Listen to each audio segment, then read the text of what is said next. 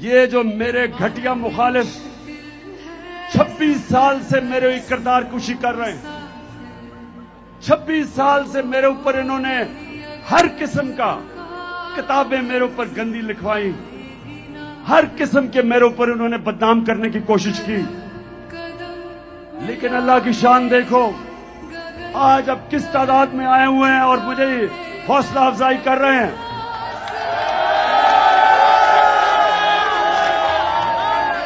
क्योंकि मेरे पाकिस्तानियों, ये अल्लाह ने कुरान में लिखा हुआ है कि इज्जत और जिल्लत मेरे हाथ में है। नहीं तो अमीर लोग, पैसे वाले लोग इज्जत खरीद सकते, लेकिन इज्जत नहीं खरीद सकते।